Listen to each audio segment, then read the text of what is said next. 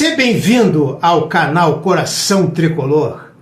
Eu sou o Fernando Cordeiro e hoje eu vou falar do time do Fluminense de 1980. Sim, aquele mesmo que é um exemplo para hoje, porque aquele timaço só tinha dois jogadores que não eram prata da casa: Gilberto e Adão, a dupla sensação.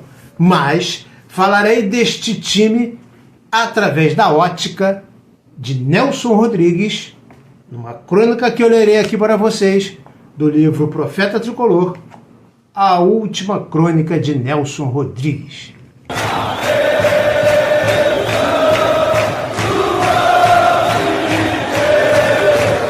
Sim, meus amigos, Nelson Rodrigues morreu no dia 21 de dezembro de 1980, portanto, 19 dias após escrever esta crônica, que é a última. A data desta crônica, eu vou ler aqui para vocês, de O Globo, 2 de dezembro de 1980. Na minha opinião, o maior tricolor que já existiu foi para o céu ver o Fluminense jogar lá de cima. Dizia Nelson Rodrigues que se o Fluminense jogasse no céu, eu morreria para vê-lo jogar. Mas o que eu acho de mais interessante nesta crônica, eu vou dizer após a leitura dela. Fluminense campeão demais. Amigos, em futebol nunca houve uma vitória improvisada. Tem sido assim através dos tempos. Foi uma doce e santa vitória. Vocês viram como aconteceu o nosso triunfo. Foi uma tarde maravilhosa. Tudo começou há 6.000 anos atrás. Vocês compreenderam? Podia ser o Flamengo, o Botafogo, o Vasco ou outro. Mas estava escrito que a arrancada era tricolor. Há 40 anos antes do nada, Nelsinho foi chamado. E foi tão fulminante sua presença no túnel tricolor que merecia ser carregado numa bandeja com uma maçã na boca. Amigos, os idiotas da objetividade custaram a perceber a evidência ululante, segundo a qual seríamos campeões. Eu lhes falei do Roberto Arruda, pois o Arruda, desde o primeiro jogo do campeonato, me procurou dizendo: seremos campeões. E neste domingo, o Arruda telefonou para dizer uma única e escassa frase: ninguém nos tira a vitória. E desde o primeiro momento do jogo, ficou claro que a vitória era tricolor. Foi 1-0, mas poderia ter sido 2 ou 3. O Edinho fez o gol e o Fluminense, em vez de recuar para garantir o resultado, partiu para cima do Vasco como um leão faminto de mais gols. E vocês viram, nosso adversário não pôde esboçar a menor reação. Gostaria de falar dos campeões. O Fluminense tem um elenco fabuloso, do goleiro ao ponta esquerda. E só os Lorpas e Pascácios não veem que o futebol brasileiro está encarnado nos craques tricolores. O Globo, 2 de dezembro de 1980. Neste livro, não é a primeira vez que Nelson Rodrigues elogia escancaradamente esse time do Fluminense, formado por Paulo Goulart, Edevaldo, Tadeu, Edinho, Rubens Galaxy, Delei, Gilberto e Mário, Robertinho, Cláudio, Adão e Zezé, técnico Nelsinho, em contraposição aos comentaristas da época que gostavam de elogiar o Fluminense sempre com uma ressalva. O time é a conta do chá. Bom, Nelson Rodrigues, não só em outra crônica, pelo menos mais outra além desta, não só diz que esse time do Fluminense era muito bom, como também, complementando a informação e a opinião do Nelson Rodrigues, eu digo a vocês o seguinte: o Fluminense tinha aí, nesse banco, o Kleber, o Cristóvão, o Mário Jorge, que substituiu o Robertinho, e tinha o Adilson e o Braulino, goleiro Braulino, que substituiu o Paulo Goulart em uma ocasião. Esse campeonato durou 4 meses e alguma coisa, 4 meses e meio, começou em agosto, terminou em dezembro, e o Fluminense foi o campeão do primeiro turno, fazendo uma campanha maravilhosa.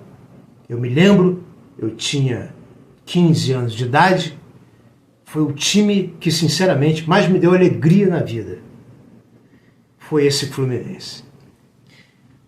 A alegria desse time e a dificuldade que ele causava ao Flamengo, onde você até hoje vê elogios do Zico e do Júnior e do Júlio César Urigeller, ponta esquerda, fazendo elogios. O Júlio César, por exemplo, diz que o lateral mais difícil de marcar era Edivaldo Cavalo. O Júnior diz que era o time mais enjoado por causa dos pontas.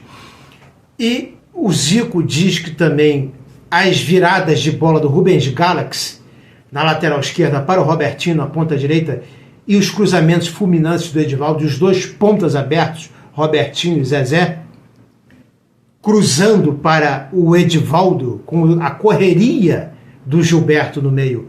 E algo essencial naquele time, que era o Mário no meio campo, que o meu pai na época dizia: o Mário é a alma desse time. Do Fluminense, marcado pelo camisa 10, Mário. Onde ele pega a bola? Esse 10 aí recebe a bola aqui no círculo central e vem embora. Outro dos grandes gols do arquivo da Rede Bandeirantes Televisão. 1, já levou, foi embora. 2, 3 na velocidade, bate de pé direito para fazer. 1 para o Fluminense e 1 para o Vasco da Gama. Merece a repetição, não? Claro. É filigrana, né? O drible, a finta sensacional. Característica genuína desse futebol brasileiro, tetracampeão do mundo. E eu dizia: que isso, pai? Mário é o de menos nesse time. Acho que meu pai estava certo. Os lançamentos precisos, chutes fortes do Delay. E lá atrás, nada mais, nada menos do que Edinho, na quarta zaga. E o mitológico goleiro pegador de pênaltis, Paulo Goulart, que foi crucial na vitória sobre o Vasco por 4-1, naquela decisão por pênaltis ali. Colaboração, assim, inesquecível do grande Paulo Goulart. Paulo Goulart se mexeu antes, diz José Roberto Reis. O Orlando levantou, olhou, perguntou o que houve, foi pra fora, ele baixou de novo e enfiou outra vez o rosto da grama. Lá vai Dudu, errou o primeiro, errou o segundo e demais, hein? Defendeu Paulo Goulart e agora valeu! Tomou muita distância. Vai pra bola, vai encher o pé. Defendeu Paulo Goulart de forma sensacional! Então, só para complementar, eu gostaria aqui de ler para vocês acerca deste time de 1980, que tinha também o Cristóvão. O Fluminense, ele no primeiro turno, vamos ver aqui, ele perdeu só um jogo para o América. Eu estava nesse jogo, 1-0 América. Só pode ser gol do Luizinho, quer ver? Batata. No segundo tempo, Luizinho, 42 minutos. Perdeu só esse jogo para o América. E depois, na decisão por pênaltis, após empate 1-1, ganhou por 4-1. Aliás, o Fluminense perdeu os 2 jogos que jogou contra o América. O último jogo do retorno, do segundo turno, perdeu de 2-1. Detalhe curioso é que os primeiros 3 jogos o Cristóvão entrou No primeiro entrou no lugar do Mário, no segundo lugar Gilberto e no terceiro também. Quarto, quinto, sexto jogo, o Cristóvão entrou também no lugar do Mário. Então o Cristóvão jogou 1, 2, 3, 4 partidas e todas no primeiro tempo, no primeiro turno, colaborando, portanto, com a conquista, e no segundo turno jogou no empate em 1-1 com o americano, entrando no lugar do Zezé. No segundo jogo, terceiro jogo, quarto jogo, quinto jogo, sexto jogo, sétimo e oitavo jogos, 8 jogos, entrou o Kleber. Eu fui num jogo em que o Kleber entrou, porque eu fico muito bolado porque que o Kleber não conseguiu se firmar nesse time. Provavelmente passou o primeiro turno contundido, mas eram 2 bons reforços, Kleber e Cristóvão, sendo que o Kleber foi embora em 81 e o Cristóvão ainda continuou em 81 e uma parte de 82. Cristóvão, aquele de 79, passou bastante tempo no Fluminense. Cristóvão Borges, que depois virou treinador. O Kleber, ele entrou nesse Fla-Flu em 2 de novembro de 1980 no lugar de um jogador chamado Edson, que era um apoiador que estava compondo ali o meio-campo, fazendo um falso ponta, o ataque Mário Jorge, Cláudio Adão e Edson. E aí eu me lembro que foi assim uma grande festa no Maracanã quando a Suderj informou a entrada do Kleber, porque assim, depois de muito tempo o Kleber entrou. O Kleber jogou depois de muito tempo nesse Fla-Flu, o Kleber entrou no lugar deste Edson. E eu me lembro que o Kleber foi muito festejado e eu fico procurando esse jogo, Fluminense 2, Flamengo 2. Ele deu um elástico no chão, deitado num jogador do Flamengo. E a torcida a gente vibrou como se fosse um gol. O Kleber realmente foi muito ovacionado, comemorado e festejado quando ele entrou. A torcida tinha esperanças que aqui ele se recuperasse e ganhasse uma vaga nesse time, ou então fosse um reforço. Mas o decorrer do jogo foi o seguinte: 72 mil pagantes, né? Naquela época, o Maracanã, você ficava assim no Maracanã, com 72 mil pagantes. Hoje em dia, é lotação esgotada praticamente. Gols no primeiro tempo, abrimos o placar, Cláudio Adão aos 17 minutos de pênalti, Tita empatou aos 26, e no segundo tempo, Carpegiani virou para eles aos 13, e logo em seguida, Adão, aos 14, empatou novamente. Berto derrubado pelo Raul, pênalti. Olha o Cláudio Adão como bate, ó, canto esquerdo do Raul, 1-0 Fluminense. Orando o Flamengo 2-1, mas agora o empate. Delay, lança para Mário na esquerda. Olha o Mário, cruzamento na esquerda. Chegando ele, Cláudio Adão, 2-2, resultado final do Fla-Flu. Isso é o que eu tinha para dizer sobre esse time. Então, os 2 reforços. Talvez o Cristóvão tenha se contundido no segundo turno e o Kleber estava contundido no primeiro turno. E ainda tínhamos o Braulino, que era um bom goleiro. Robertinho era um centroavante nas divisões de base, ou um atacante que tomou o lugar do Gildásio, vamos dizer assim, porque o Gildásio brigou com o Pinheiro. E o Gildásio, então, foi afastado. Gilcimar não estava no elenco nesta época. O Gilson Gênio, acho que o Fluminense já tinha se desfeito. E o Gilcimar devia estar emprestado, porque ele não faz parte deste elenco que eu estou olhando para ele aqui agora. O Gilcimar só retorna ao Fluminense, irmão de Gilson Gênio, um ponta extraordinário, em 1981. Então, o Robertinho, de centroavante, foi deslocado com seu faro de artilheiro para a ponta direita e habilidosíssimo, dava muito trabalho, principalmente ao lateral esquerdo Júnior, e o Zezé pela ponta esquerda, mais habilidoso ainda do que o Robertinho. Quanto à caída de rendimento do Fluminense no segundo turno, muito se deu em função da contusão na decisão do primeiro turno do Robertinho, que teve que operar o joelho e ficou de fora, não voltou mais a jogar este ano. Foi substituído ali naquele jogo mesmo pelo Mário Jorge, que era da base, e bateu o pênalti na decisão, o último pênalti, e converteu, tá? O moleque não pipocou não.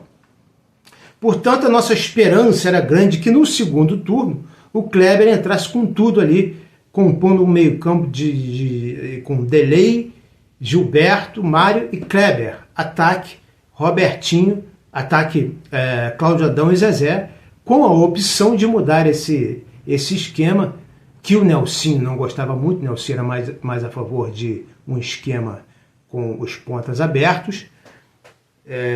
Daria uma opção aí ao Mário Jorge, mas pelo que me parece, deve ter havido um problema maior com o Kleber. Ele não deve ter conseguido se firmar, porque nos outros jogos o Fluminense ganhou de 2-0 do Serrano e o Kleber entrou no lugar do Mário Jorge. Ganhou de 3-2 do Volta Redonda, também entrou no lugar do Mário Jorge. Jogou de segundo volante numa derrota para o Bangu e foi substituído por Marcos. 2-2 contra o Botafogo, foi substituído pelo Adilson. Perdeu o Fluminense para o Campo Grande. O Kleber entrou no lugar do Mário Jorge. Entrou também no lugar do Mário Jorge no empate com o Vasco, também estava. Foi um jogaço no Maracanã. Nesse jogo, foi a primeira vez, se não me falha a memória, que o Nelsinho lançou o Edinho como cabeça de área. Em 81, o Edinho jogou várias partidas de cabeça de área. E o Kleber entrou no lugar do Mário Jorge nesse jogo. E aí ficou de fora da decisão para jogar e perder, né, para o América, um jogo 4 dias antes da decisão, praticamente com o time reserva. O Kleber fez parte desse time, tendo ele feito o gol de honra do Fluminense aos 41 minutos do segundo tempo, tendo aí a sua despedida do Fluminense, fazendo gol de honra no jogo contra o América. Estava perdendo de 2-0. O Kleber fazendo sua despedida digna, e realmente eu gostaria de ter mais lembranças. E se vocês puderem colocar aqui nos seus comentários precisos e preciosos alguma notícia sobre o porquê do afastamento do Cristóvão no segundo turno, que não é que tivesse lugar nesse time perfeito. Era um time, como disse o Nelson Rodrigues, fabuloso. E por que o Kleber não jogou o primeiro turno? Estava machucado? E por que não conseguiu se firmar no segundo turno? O Fluminense caiu de rendimento? Sim, porque Robertinho, quando o time estava completo, era uma máquina mortífera. Mas por que é que esses jogadores, principalmente o Kleber no segundo turno, quando entrava, não dava mais a liga? Não é? Kleber só tinha 26 anos, que dava quando jogava o Robertinho. Eu falo muito do Kleber porque o Kleber foi um grande ídolo do Fluminense, jogou na máquina muitas vezes no lugar do Paulo César Caju. O Dirceu Lopes veio do Cruzeiro em 77, não conseguiu barrar o Kleber, então não tem como falar desse time sem falar do Kleber. Aliás, eu tenho vontade também de falar do time de 84 do Fluminense e falar do Pintinho naquele time de 84. Por que o Pintinho não forçou um pouco mais a barra e cavou uma vaga naquele time? Aquele time poderia ficar muito mais possante, se é que isso era possível. Bom, meus amigos, fato é que apesar das divergências existentes, e deixem seus comentários aqui falando, acho que entre Robertinho e Zezé, e eu já vi em alguns jogos, o Mário chama a atenção escancaradamente do Robertinho, porque ele não costuma comemorar os gols com certos jogadores.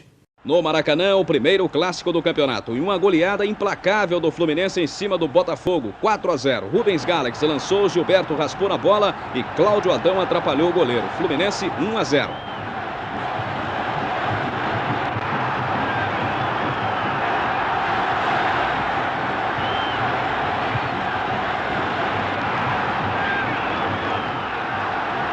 Um grande passe de Edevaldo. Zezé pegou livre, ajeitou e chutou rasteiro. Fluminense 2-0.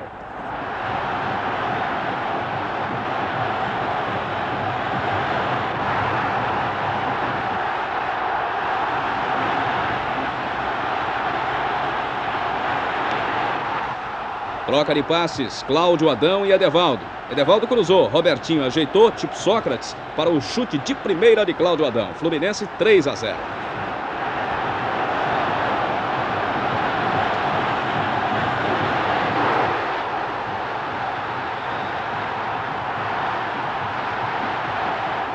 Corner da esquerda, cabeçada de Robertinho. Cláudio Adão dominou no peito e bateu de primeira. Fluminense 4, Botafogo 0, placar final.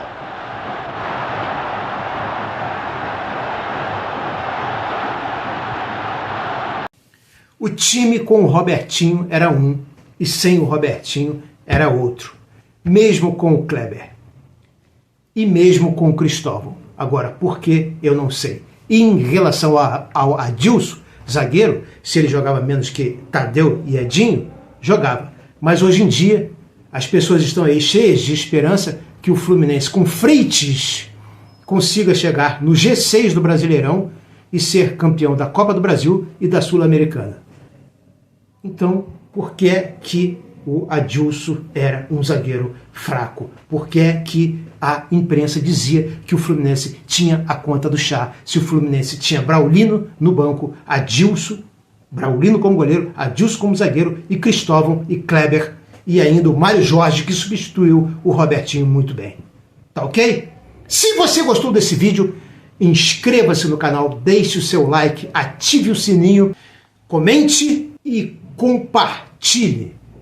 E se você já é inscrito no canal, considere tornar-se membro do canal por apenas R$ 4,99, colaborar com um Pix ou com um Valeu Demais.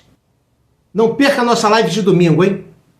Estou fazendo live aqui nesse canal com os integrantes do canal Coração Tricolor, Comunidade Coração Tricolor, como Jonas do blog Síntese Tricolor, Guilherme Winick, Marcos Pera, que tem um canal de botão, para quem gosta disso aqui, canal de botão que ele está construindo, é um grande jogador de botão, aqueles que têm mais de 30 participações aqui no canal, ou que são membros, ou que colaboram com o Valeu Demais, ou com o Pix, entrem em contato comigo para que eu coloque vocês no WhatsApp, no nosso grupo de WhatsApp, e assim vocês também possam participar da live.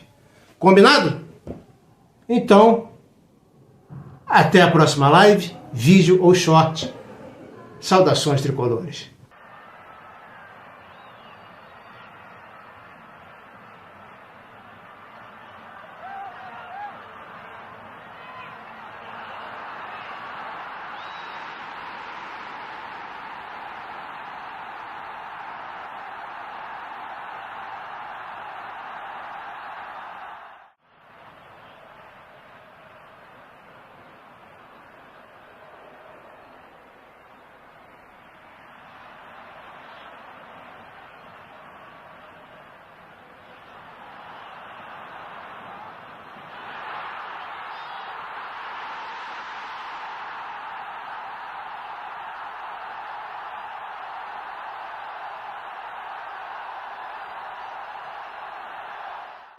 O Fluminense não respeitou a estreia de Luiz Pereira e no centro de Edevaldo, Cláudio Adão se abaixou e a bola passou para Gilberto, que girou da entrada da área para fazer um bonito gol. Final, Fluminense 1, Flamengo 1.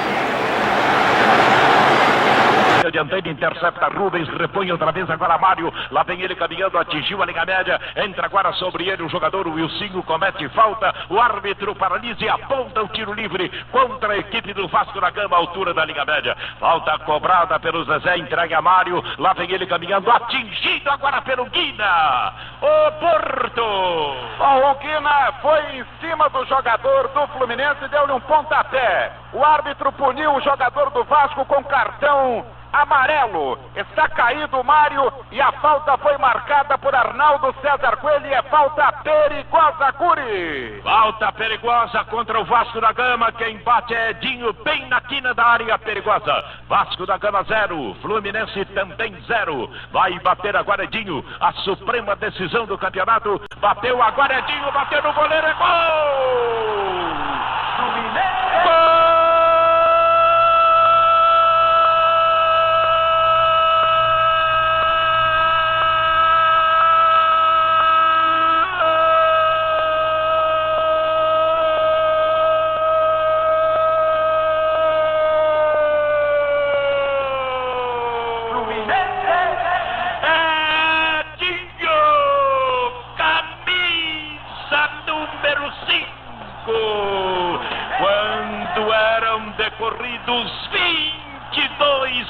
lados de luta na segunda etapa.